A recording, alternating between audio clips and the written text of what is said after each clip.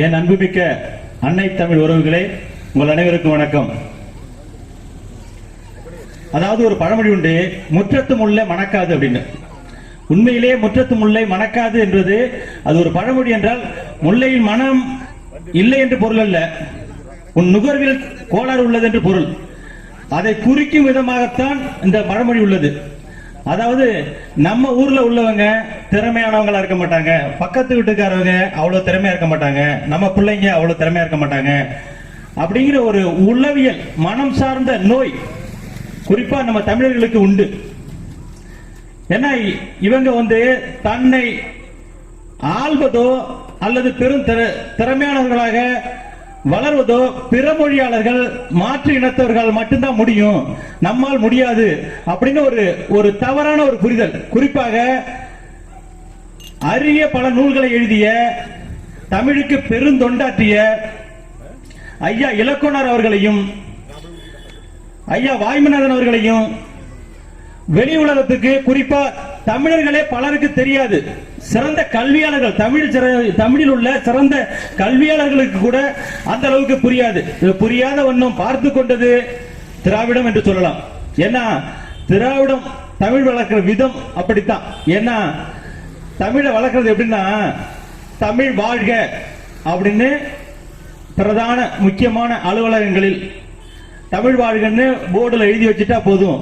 மற்றபடி தலைமைச் செயலகம் உள்ளிட்ட அனைத்து துறைகளிலும் பிற மொழியாளர்களுக்கு முக்கிய பதவிகள் பொறுப்புகள் கொடுத்துட்டு எந்த இடத்திலையும் தமிழ் வளராமல் பார்த்துக் கொள்வது, தமிழ் அறிஞர்களை தமிழ் முன்னோர்களை வெளியில் காட்டாம, அது ஐயா இலக்குனர் வாய்மநாதன் மட்டும்தான் இல்ல, சேர சோழ பாண்டியர்கள், ஔவையார், இது போன்ற பழம்பெரும் மூதறிஞர்கள் உட்பட யாரையும் தமிழ் உலகத்துக்கு காட்டாம தமிழை ஒரு மட்டமான ஒரு தாழ்வு நிலையிலே பாதுகாக்கிறது தான் இந்த திராவிடம். அதற்கு இந்த தமிழர்களும் பலியாகிறாங்க அப்படிங்கறத ஒரு வருத்தமான உண்மை. ஏன்னா எந்த இடத்துலயும் தமிழ் பெயர் சூட்டுறதே, குறைந்தபட்சம் தமிழ் பெயர் சூட்டுவதே இன்னைக்கு மருகி வருது. அது ரொம்ப தவறான ஒன்று. நீங்க இதிலே பார்க்கலாம், ஐயா இலக்குனர் இயற்பெயர்ல இருந்து அது லட்சுமணன்ங்கிறது இயற்பெயர், அதுல இருந்து அவங்க மாற்றி இலக்குனர் என்று வச்சிருக்காங்க. அது மாதிரி வாய்மைநாதன், ஐயா வாய்மேட்டை சேர்ந்த வாய்மைநாதன் அவர்கள் தன்னுடைய இயற்பெயர் ராமநாதன், அவங்க தன்னுடைய இயற்பெயரை பின்னாலே தெரிய வரும்போது வாய்மைநாதன் என்று வச்சிருக்காங்க. இப்ப உள்ள இளம் தலைமுறைகள் தமிழ் அழகிய தமிழ் பெயர் சூட்டுங்கள் அப்படின்னு சொன்னோம்னா, தமிழ்ல பெயர் இருக்கு, நல்ல பெயர் இருக்கு, ஆனா இஷ்யூ வரணும் அப்படின்னு ஒரு உளவியலா. ஏன்னா இவங்க எந்த இடத்துலயும் முன்னால ஒரு ஸ்ரீ பின்னால ஒரு ஸ்ரீ, ரெண்டு ஸ்ரீ கூட போடுறாங்க ஒரு பெயர்ல. ஸ்ரீன்னா என்ன, ஒரு அருள்மிகு மேன்மை மிகு அப்படின்னு. ஆனா அதை தமிழ்ல குறிப்பிட்டது இல்ல. கோயில்ல கூட அருள்மிகு மாரியம்மன், அருள்மிகு காளியம்மன், அருள்மிகு காத்தவராயன், அருள்மிகு வீரன் அப்படி போடுவதே இல்லை. அந்த ஸ்ரீயை தான் போடுறாங்க. இதுல இருந்தே இவங்களுடைய உளவியல் நோய் அப்பட்டமா வெளிப்படுது. இதுல இருந்து நம்ம விடுபடணும். இதற்கான வேலைகளை தான் நாம் தமிழ் கட்சி செய்து வருது. ஏன்னா தமிழ் எங்கெங்கெல்லாம் அழியுதோ அங்கெங்கெல்லாம் தலையிட்டு தமிழை பாதுகாக்கிற வேலையை தமிழ் மீட்சியல் பாசறை மற்றும் நாம் தமிழ் கட்சி திறம்பட செய்து வருது. அப்படித்தான் அதில் ஒரு பக்கமா ஒரு அங்கமா தான் இந்த நிகழ்வும். ஐயா வாய்மைநாதன் மற்றும் இலக்குனர் அவர்களை வெளி உலகத்துக்கு காட்டணும். இது இவங்களுக்கு புகழ் வணக்கம் நினைவேந்த கூட்டம் நிகழ்த்த வேண்டியது நாம் தமிழர் கட்சியின் ஒட்டுமொத்த தமிழர்களின் ஒரு தலையாய ஒரு கடமை. இதை அவசியம் செய்யணும் அப்படிங்கிறது தான் இந்த இடத்துல உணர்த்த வர்றோம். அதுபோல எந்த சூழ்நிலையிலும் நாம நம் இனத்தை சார்ந்தவர்களை குறைத்து மதிப்பிடக்கூடாது. இவர்களால் இயலும் அப்படிங்கறத முதல்ல நம்பணும். நம்ம புள்ள மேல நம்ம முதல்ல நம்பிக்கை வைக்கணுங்க. நம்ம பையனா இவன் என்னத்தை வளர போறான், இவன் என்னத்தை நாளைக்கு பெரிய ஆளாக போறான் நம்ம நிலை நினைச்சோம்னா அதுதான் அவனை மூளையிலேயே கிள்ளி எறிகிறது.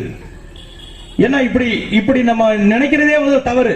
நிச்சயமா உன்னால வளர முடியும் அப்படின்னு நம்ம பையனை நம்ம தட்டி விடணும், நம்ம தட்டி தூக்கி விடணும், வளர்த்தெடுக்கணும், தோலை தட்டி கொடுக்கணும், உனக்கு சரியானதை செய்யணும். இந்த வகையில நீங்க நாம் தமிழர் கட்சி குறிப்பா ஆதரிக்கணும். ஒரு ரத்தம் சார்ந்த ஒரு உறவு சார்ந்த ரத்தம் சார்ந்த உறவு தான் ஒரு இடத்துல துடிக்கும். அதுபோல ஒரு பிள்ளைக்கு ஒரு பாதிப்புன்னா அப்பன் தான் துடிப்பான்.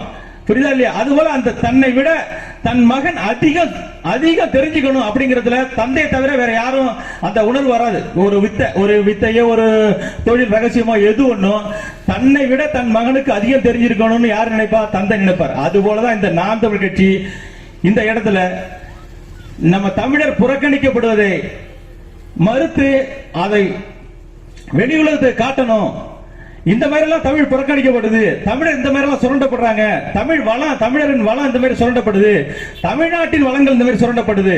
இது எல்லா இடத்துலயும் நாம் தமிழ் கட்சி போராடுது, பங்கெடுக்குது. நீங்க எத்தனை முறை தோல்விகளை சந்திச்சாலும் லட்சிய வெறிகொண்ட நாம் தமிழ் கட்சிக்கு அது ஒரு பொருட்டாவே வராது, அது ஒரு பொருட்டாவே இருக்காது. நிச்சயமா ஏதோ ரொம்ப காலம் இல்ல, நிச்சயமா விரைவில் நாம் தமிழ் கட்சி தனது வரலாற்று சிறப்புமிக்க வெற்றியை ஈட்டும் அப்படின்னு இந்த இடத்துல நம்பிக்கை வெளிப்படுத்தி விடைபெறுகிறேன். வென்றாக வேண்டும் தமிழர், ஒன்றாக வேண்டும் தமிழ், நாம் தமிழர். அடுத்தபடியாக